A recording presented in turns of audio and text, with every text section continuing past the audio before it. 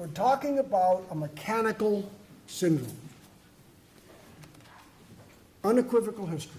Please get the history right.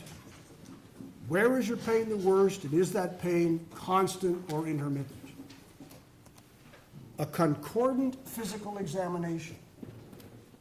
If it says in history, every time I do this I hurt, then I want you to do this, and damn it, you better tell me you hurt. And the third one, and this is what makes it so great, is the anticipated treatment response.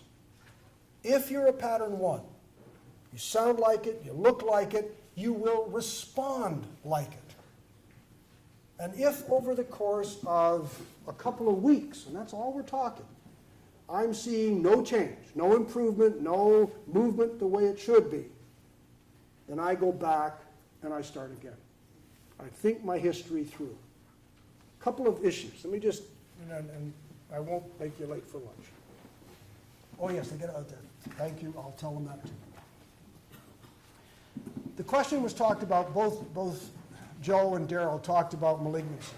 It's a scary, scary concept. And one of the things that I noticed when I got into doing it this way and using the system is the fear that I would miss a spinal malignancy. That's everybody's horror.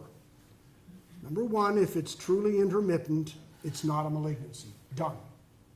Number two, there was a study published in the European Spine Journal out of the Netherlands. Great study.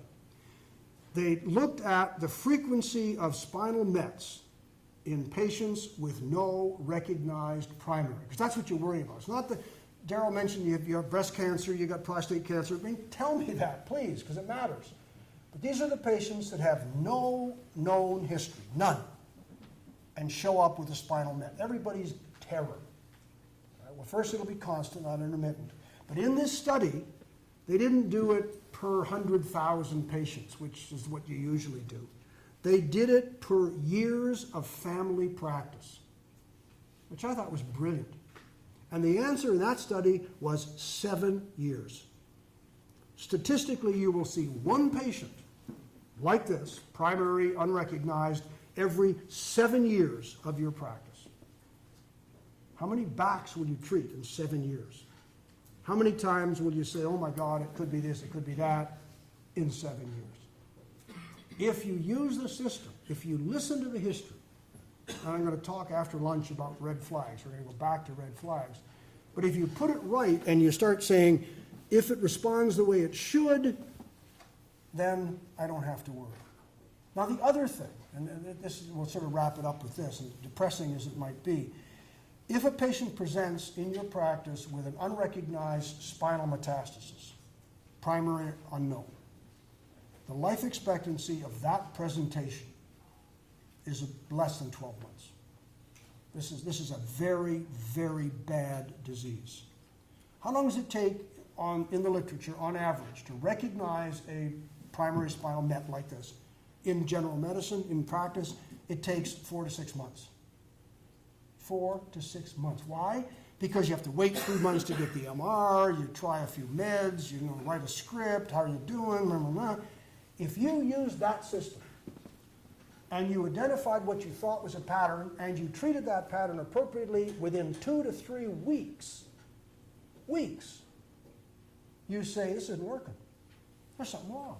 Damn it, you should be getting better. You're a 1, you should be responding to what I'm giving you. You're not. I'm going to go back and start again.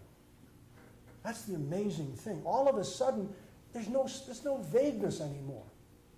If you're a 1, 2, 3, 4, you will respond as a 1, 2, 3, 4. If you don't, then I've got every reason to go back and investigate and pull out all the stops, and it will happen rarely, but it will only happen rarely, and they're the ones that Daryl and Joe and I are keen to see, not the pattern 1 that hurts when they bend forward and feels great when they bend backward. You gave them something to do, and this is wonderful.